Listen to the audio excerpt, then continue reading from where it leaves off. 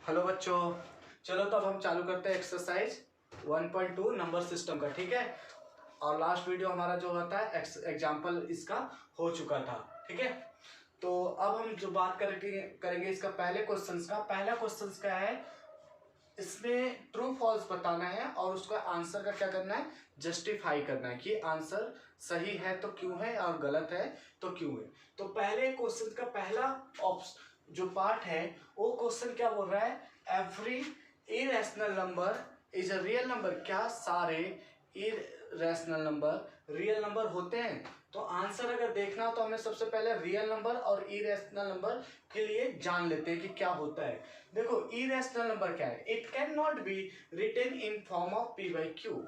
ठीक है, इसको हम पी बाई क्यू के फॉर्म में नहीं लिख सकते हैं।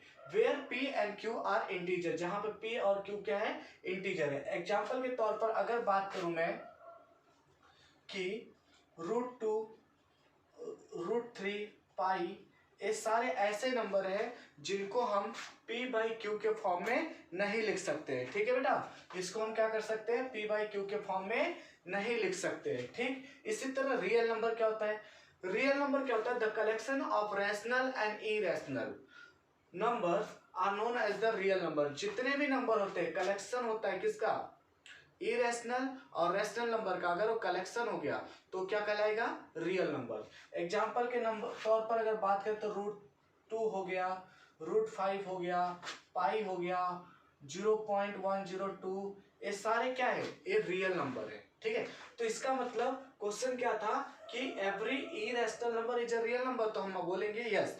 आंसर जो है yes, every irrational number is a real number. Okay बच्चा, तो चलिए ठीक है बच्चा, तो अब हम बात करते हैं इसके सेकंड पार्ट का, पहले क्वेश्चन के सेकंड पार्ट का। तो पहला क्वेश्चन का सेकंड पार्ट क्या बोलता है, every point on the number line is of the form √m where m is a natural number. ठीक है, तो ये आंसर जो है ये रॉन्ग होगा कि फॉल्स होगा। इसका आंसर क्या होगा, statement false. The statement is false since as per rule, जो इसका रूल होता है, because a negative number cannot be expressed as the root। जो नेगेटिव नंबर है उसको हम क्या करेंगे, रूट पर एक्सप्रेस नहीं कर सकते। ठीक है, एग्जाम्पल के तौर पर बात किया जाए तो ये क्या हो गया, जैसे कि √9 क्या होगा, 3 होगा, तो इसको हम बोल सकते हैं ये नेचुरल नंबर होगा। क्या होगा बेटा, नेचुरल नंबर होगा। ठीक है, √9 क्या होगा, नेचुरल नंबर। इसी तरह अगर √2 लेते हैं तो √2 की वैल्यू होगी 1.414। क्या होता है बेटा, 1.414 होगा। ए क्या होगा, ए नॉट नेचुरल नंबर है, is a not natural number. ठीक है, √2 नंबर। ओके, तो अब देखो ये क्या था, ये सारे के सारे पॉजिटिव नंबर है। ठीक है, इसी तरह हम क्या ले लेते हैं, नेगेटिव नंबर ले लेते हैं, जैसे 7 -7। तो -7 जो लिखते हैं इसको अल्टा के फॉर्म में लिखेंगे, एक कॉम्प्लेक्स नंबर होगा। ठीक है बेटा, तो इसको -√7 को अगर हम लिखते हैं तो ये क्या होगा, √7 अल्टा होगा, जो कि ए माइनस पॉइंट को हटाने के लिए। तो ये क्या हो गया, एक कॉम्प्लेक्स नंबर हो गया। क्या हो गया, कॉम्प्लेक्स नंबर। ठीक है, तो इसलिए हमारा आंसर जो है ये गलत हो गया, फॉल्स है, कि every point on the number line is of the form of √m। तो ये क्या होगा, फॉल्स होगा। तो अब हम सेकेंड पार्ट पे आ जाते हैं। इसका पहले क्वेश्चन का सेकेंड पार्ट क्या बोल रहा है, every real number is an irrational number. क्या सारे रियल नंबर जो है इरेशनल नंबर होंगे? तो जो स्टेटमेंट दे रखा है वो क्या होगा, फॉल्स होगा। The real number include both rational and irrational number. Okay, तो हम बोल सकते हैं every real number can not B irrational number. ठीक है बेटा, चलो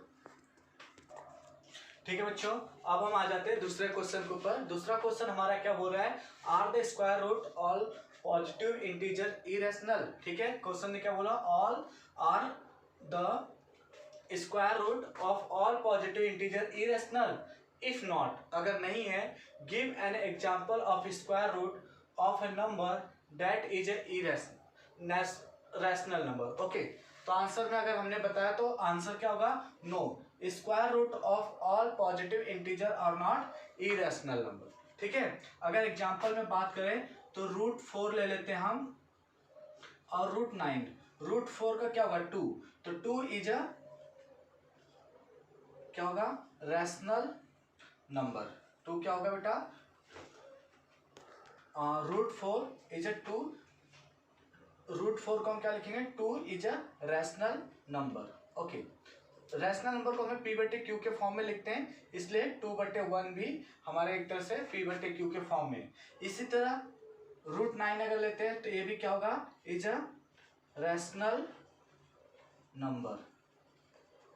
ठीक है, तो हम बोल सकते हैं hence the square root of positive integer 4 and 9 are irrational.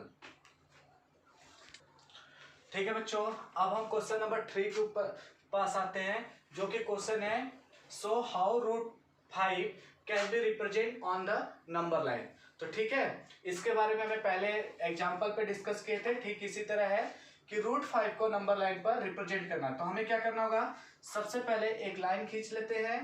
ठीक, जैसे √5 को अगर लिखना चाहे तो हम क्या लिख सकते हैं, देखो ऐसा लिख सकते हैं 4 + 1, तो इसका मतलब 2 का स्क्वायर 4 को लिख सकते हैं और ये 1। तो हमें क्या करना होगा, ये रहा 0 1 और ये रहा 2। हम क्या करेंगे 0 से 2 के बीच में एक लाइन लेंगे 2 यूनिट का। ओके, और तो यहाँ पे 0 पे हम ले देते हैं O पॉइंट और 2 पे लिखते हैं A पॉइंट, और 2 पे परपेंडिकुलर लाइन खींचते हैं 1 यूनिट का AB। ठीक है, जो कि AB 1 यूनिट का लाइन खींचा गया। ठीक है, इसको हम क्या करते हैं OB को मिला देते हैं। क्या करते हैं बेटा, OB को मिला देते हैं। तो यूजिंग पाइथागोरस थ्योरम जब यूज करेंगे तो OB इक्वल टू कितना होगा, अंडर रूट में बेस का स्क्वायर, बेस क्या है मेरा OA का स्क्वायर प्लस AB का स्क्वायर, तो कितना हो गया √2 का स्क्वायर प्लस 1 का स्क्वायर, तो कितना होगा √2 का स्क्वायर कितना होगा बेटा, उसको क्या हो गया 2 का स्क्वायर प्लस 1 का स्क्वायर, तो 2 का स्क्वायर कितना होता है 4 + 1, तो कितना होगा √5, 4 + 1 5, √5, तो OB इक्वल टू कितना होगा बेटा √5 होगा। तो अब हमें वही सेम ये जो नंबर OB हमारा कितना हो गया √5, तो हमें वही पुराना कॉन्सेप्ट आर्क को लगाना है यहाँ पर, पेंसिल को यहाँ पर पूरा नीडल खोलना है, और उसके बाद हमें क्या करना होगा O पॉइंट को जो कि 0 पे है उसको सेंटर मानते हुए हमें लाइन खींचेंगे, तो कुछ इस तरीके से होगा, ये आगे आएगा यहाँ पर, ये 3 के बीच में आएगा, ये P पॉइंट होगा जिसको हम √5 बोलेंगे। ठीक है, तो इसको नोट कर लो।